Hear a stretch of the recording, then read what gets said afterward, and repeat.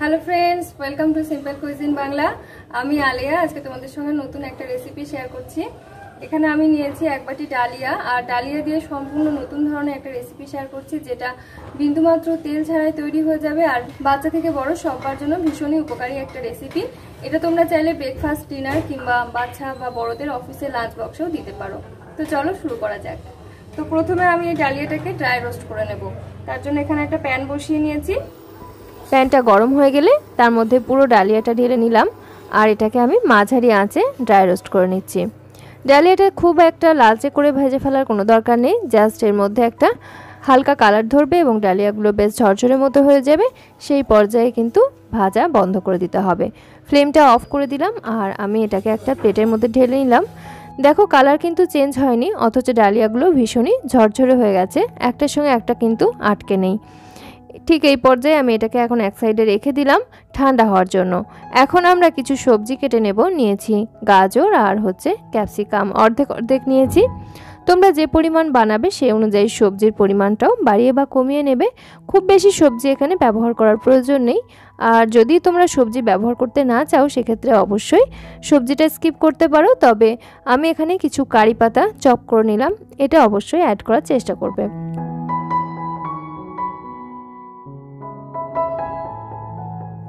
ক্যাপসিকামটাকে আমি কেটে নিচ্ছি, একদম পাতলা পাতলা করে কেটে নিচ্ছি। এখানে তোমরা যে সবজি ব্যবহার করো না কেন, সেটাকে একদম সরু সরু পাতলা করে কেটে নেবে। কারণ এখানে সবজিগুলো যদি একটু মোটা হয়ে থাকে, তাহলে আমাদের রেসিপিটা বানাতে অসুবিধা হবে। একদম পাতলা করে ক্যাপসিকামটা কেটে নেওয়ার পর এটাকে আমি একদম ছোট ছোট করে কেটে নিচ্ছি, কিউব কিউব হয়ে যাচ্ছে। চাইলে তোমরা সবজিগুলোকে কিন্তু গ্রেট করেও নিতে পারো। আমি এখানে গাজর এবং ক্যাপসিকাম ব্যবহার করছি, তোমরা চাইলে লাউ, শসা, পেঁপে এগুলোও কিন্তু ব্যবহার করতে পারো।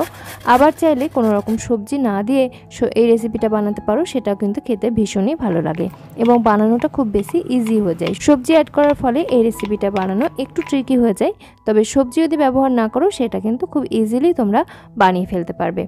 তো সবজিগুলো আমার কেটে নেওয়া হয়ে গেছে, সাথে আমি 3 কোয়া রসুনও কিন্তু একদম পাতলা করে কেটে নিয়েছি। চাইলে আদাও কিন্তু গ্রেট করে অ্যাড করতে পারো। সেই সাথে গাজরটাকে আমি গ্রেট করে নিয়েছি। ড্রাই রোস্ট করে রাখা ডালিয়াটা ঠান্ডা হয়ে রুম টেম্পারেচারে এসে গেছে। এটাকে এখন আমি একটা মিক্সার গ্রাইন্ডার জারে নিয়ে খুব ভালো করে গ্রাইন্ড করে একটা পাউডার বানিয়ে নিচ্ছি। দেখো, পাউডারটা ঠিক এরকম হয়েছে।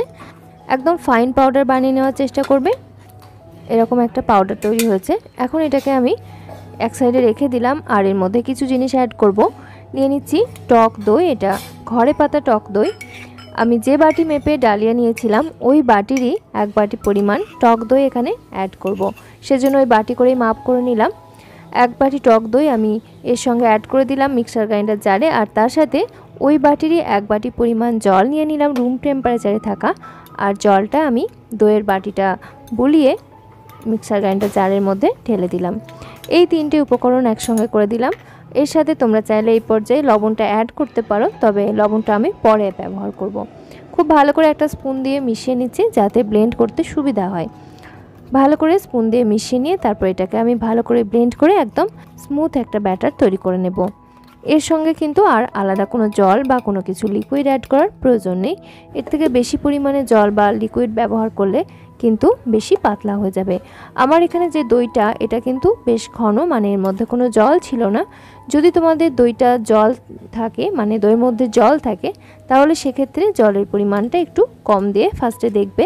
পরবর্তী পর্যায়ে যদি জল লাগে, সেক্ষেত্রে অল্প করে জল অ্যাড করতে পারো। দেখো, ব্লেন্ড করে আমি এটাকে একটা বড় সাইজের মিক্সিং বোলের মধ্যে ঢেলে নিলাম, আর এটাকে কিছুক্ষণের জন্য রেস্টে রাখলাম, যাতে ডালিয়াগুলো একটু সফট হতে পারে। মিনিট 15 রেস্টে রাখার পর আমি মিশ্রণের ঢাকনাটা খুলে নিলাম, আর এর সঙ্গে যে সবজিগুলো আমরা কেটে রেখেছিলাম সেগুলোকে একে একে অ্যাড করে দিচ্ছি। তোমাদের হাতে সময় থাকলে এটাকে তোমরা চাইলে আধা ঘন্টা থেকে 1 ঘন্টা পর্যন্ত রেস্টে রাখতে পারো। আবার চাইলে ব্যাটারটাকে এভাবে রেডি করে ঢাকা বন্ধ করে ফ্রিজে রেখে দিতে পারো। যখন ইচ্ছা তোমরা সবজি মিশিয়ে তৈরি করে নিতে পারবে। সেটাও কিন্তু একদম ইজিভাবে বানিয়ে নেওয়া যাবে। হাতের সময় কম থাকলে চটজলদি এটা রাত্রে তোমরা বানিয়ে রাখলে পরের দিন ব্রেকফাস্টে তোমরা সবজিগুলো মিশিয়ে তৈরি করে নিতে পারো। সেটাও কিন্তু খুব সুন্দরভাবে তৈরি হয়ে যায়। তো সমস্ত সবজি আমি অ্যাড করে দিয়েছি, পরিমাণ মতো লবণও দিয়ে নিয়েছি। তারপরে এর সঙ্গে কিন্তু ইনো বা কোনো প্রকার বেকিং সোডা কোনো কিছু অ্যাড করার প্রয়োজন নেই, জাস্ট এমনি কিন্তু এটা দিয়ে খুব সুন্দরভাবে রেসিপিটা তৈরি করে নেওয়া যাবে। আর হ্যাঁ, রাত্রে যদি ব্যাটার বানিয়ে রেখে দাও সেক্ষেত্রে অবশ্যই ফ্রিজে রাখতে হবে। এখানে স্বাদের জন্য কাঁচা লঙ্কা এবং ফ্লেভারের জন্য কারি পাতা ব্যবহার করেছি। ব্যাটারের ঘনত্ব ঠিক এরকম হয়েছে। এখন আমরা একটা প্যান বসিয়ে নিয়েছি, প্যানের মধ্যে ওই 1 ফোঁটা মতো তেল দিলাম। তেলটা আমি এগুলোকে ভাজার জন্য না, প্যানটাকে রেডি করার জন্য অ্যাড করেছি। তারপরে একটা টিস্যু পেপার দিয়ে মুছে নিলাম তেলটা, আর তারপরে জল দিয়ে দিলাম যাতে প্যানের টেম্পারেচারটা ঠিকঠাক থাকে। এরপরে একটা কিচেন টাওয়াল দিয়ে খুব ভালো করে তাওয়াটা পরিষ্কার করে নিয়ে ব্যাটার অ্যাড করছি। দেখো ব্যাটারটা কেমন স্মুথলি কিন্তু অ্যাড করা হলো। যদি এখানে সবজি ব্যবহার না করতে তাহলে ব্যাটারটা কিন্তু আরও সুন্দরভাবে ইজিলি ছড়ানো যেত। একদম যেমনভাবে ধোসা তৈরি করা হয় ঠিক সেইভাবে ব্যাটারটাকে ছড়িয়ে নিয়ে যতটা সাধ্য ছড়িয়ে নেওয়ার পর একদম পাতলা করে দিয়ে অপেক্ষা করতে হবে 30 থেকে 40 সেকেন্ড মতো। উপরের সাইডটা যখন দেখবে একদম পুরোপুরিভাবে কুক হয়ে গেছে, একদমই কাঁচা ভাব নেই, পুরো ড্রাই হয়ে গেছে, সেই পর্যায়ে কিন্তু এটাকে উল্টে নেব। তেল ব্যবহার করার কোনো প্রয়োজন নেই, তেল ছাড়াই খুব ইজিলি এই রেসিপিটা ভীষণ স্বাস্থ্যকরভাবে তৈরি হয়। আর যেহেতু ডালিয়া ব্যবহার করা হয়েছে তাই স্বাস্থ্যকর যে কতটা সেটা নিয়ে কোনো সন্দেহ নেই। আর যারা ওজন কমাতে চাইছো বা ওয়েট লস জার্নির মধ্যে রয়েছো তারা এই রেসিপিটা খুব ইজিলি তৈরি করে নিতে পারো। অনায়াসেই কিন্তু তোমরা এটা ব্রেকফাস্ট, ডিনার কিংবা লাঞ্চ বক্সে নিতে পারো, অথবা চাইলে ইভিনিংয়ে কিন্তু স্ন্যাক্স হিসাবে এটা নিতে পারো। তো দেখো উল্টে নিয়েছি একটা সাইড আর ভীষণ সুন্দর একটা কালার এসছে। ঠিক এইভাবে এই সাইডটা আমরা জাস্ট 10 থেকে 20 সেকেন্ড মতো সেঁকে নেব, আর তাহলেই কিন্তু তৈরি হয়ে গেল একটা ধোসা, ডালিয়ার ধোসা। তো এইভাবে বাকি ধোসাগুলো আমরা ভেজে নিচ্ছি।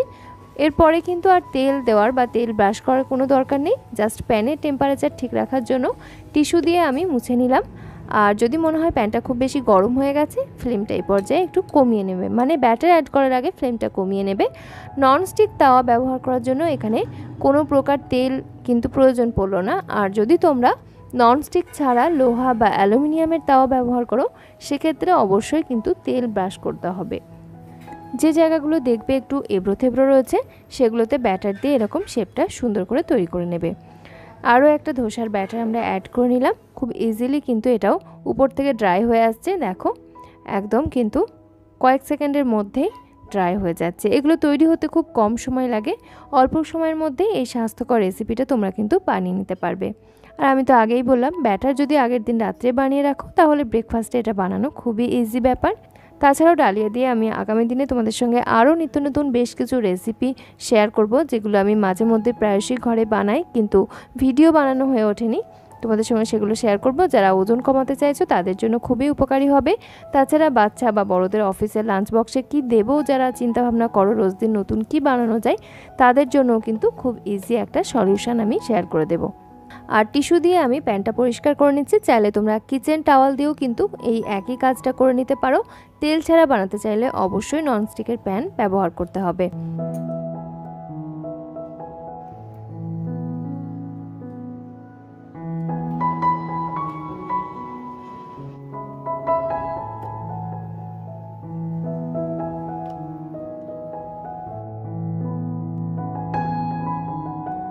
একই রকমভাবে সবগুলো ডালিয়ার ধোসাই আমি তৈরি করে নিয়েছি। এখন পরিবেশন করে নিচ্ছি। ওই 1 কাপ ডালিয়া দিয়ে তৈরি হয়েছে আমাদের 12 থেকে 13টা মতো ধোসা। এখানে আমি 7টা পরিবেশন করছি আর বাকিগুলো বাড়ির বাচ্চারা বানাতেই ফিনিশ করে দিয়েছে। এগুলো খেতে ভীষণই মুখরোচক হয়, একটা খেলে আবারও একটা খেতে মন চায়। আর যেহেতু ডালিয়ার তাই খাওয়ার পর কিন্তু বেশ অনেকক্ষণ পেট ভর্তি থাকে, সেজন্য বাচ্চাকে লাঞ্চ বক্সে দিলে লাঞ্চ বক্স যে ফাঁকা হয়ে আসবে সে বিষয়ে কোনো সন্দেহ নেই। তাছাড়া বাচ্চার পেট কিন্তু বেশ অনেকক্ষণ ভর্তি থাকবে। সেজন্য যে সমস্ত মায়েরা চিন্তা করো বাচ্চাকে লাঞ্চ বক্সে কি দেবো তারা এটা অবশ্যই বানিয়ে দিতে পারো। চাইলে একটু তেল দিয়ে বানিয়ে দিও বা উপর থেকে কিছু চিজ গ্রেট করে দিতে পারো, বাচ্চারা আরও বেশি মজা পাবে তাতে করে। দেখতে যেমন সুন্দর হয়েছে খেতে ঠিক তেমনই টেস্টি। রোজ যারা রুটি পরোটা খেতে চাও না তাদের জন্য কিন্তু এটা খুব হেলদি একটা অপশন। আশা করছি আমার আজকের এই রেসিপি তোমাদের ভালো লেগেছে। আমার ব্রেকফাস্টের থালিটা আমি এখন সাজিয়ে নিচ্ছি। আজকের এই ডালিয়ার ধোসাগুলো পরিবেশন করার জন্য আমি একটা ডাল বানিয়েছি, যেটা আমাদের লাঞ্চের জন্য আর কি একই সাথে বানিয়েছি। থোড় দিয়ে মুসুরির ডাল, এটা কিন্তু এই ধোসাগুলো দিয়ে খেতে ভীষণই ভালো লাগে। তোমরা চাইলে সাম্বার বানিয়ে নিতে পারো, আবার চাইলে নারকেলের সাদা চাটনি সেটাও কিন্তু বানিয়ে নিতে পারো। তবে এটা কিন্তু খেতে এতটাই টেস্টি, এর সঙ্গে সাইডে আর তেমন কিছু লাগে না। আর চাইলে এমনি টমেটো কেচাপ দিয়েও বাচ্চাদেরকে সার্ভ করতে পারো। 1 কাপ ডালিয়া দিয়ে কোনো রকম তেল না দিয়ে কিছু তার সাথে সবজি দিয়ে তৈরি করে নিয়েছি ভীষণই স্বাস্থ্যকরভাবে ডালিয়ার ধোসা। সম্পূর্ণ নতুন একটা রেসিপি তোমাদের সঙ্গে শেয়ার করলাম। যেমন স্বাস্থ্যকর ঠিক তেমনই হচ্ছে ওজন কমানোর ক্ষেত্রে আমাদের ভীষণভাবে হেল্প করবে আমার আজকের এই ব্রেকফাস্ট রেসিপি। এটা তোমরা চাইলে যেমন ব্রেকফাস্ট কিংবা ডিনারে নিতে পারো, ঠিক তেমনভাবেই বাচ্চা কিংবা বড়দের অফিসের লাঞ্চ বক্সেও দিতে পারো। পুরো রেসিপিটা ডিটেলে তোমাদের সঙ্গে শেয়ার করলাম, পুরো ভিডিওটা দেখো। আশা করছি তোমরা নিজেরা বাড়িতে এইভাবে ইজিলি তৈরি করে নিতে পারবে স্বাস্থ্যকর এই ব্রেকফাস্ট রেসিপি এবং ওয়েট লস রেসিপি। যারা ওজন কমাতে চাইছো বা ওয়েট লস জার্নির মধ্যে রয়েছো তারাও কিন্তু খুব ইজিলি এই রেসিপিটা বানিয়ে খেতে পারবে কিংবা অফিসের লাঞ্চ বক্সেও নিয়ে যেতে পারবে। এইরকমই বেশ আরও কিছু নিত্য নতুন breakfast recipe, weight loss recipe আমার চ্যানেলে শেয়ার করেছি, তোমরা চাইলে সেগুলোকেও দেখে নিতে পারো। আজকের এই ব্রেকফাস্ট রেসিপি যদি তোমাদের ভালো লেগে থাকে তাহলে অতি অবশ্যই আমার channel simple cuisine Bangla subscribe করে সঙ্গে থেকো। একটা কমেন্ট করে জানিও কেমন লেগেছে। তোমাদের করা এই সুন্দর সুন্দর কমেন্টসগুলো আমাকে ভীষণভাবে মোটিভেট করে, পরবর্তী ভিডিও বানানোর উৎসাহ যোগায়। তাহলে আজকের মতো এখানেই বিদায় নিচ্ছি। সকলে খুব ভালো থেকো, সুস্থ থেকো। ধন্যবাদ।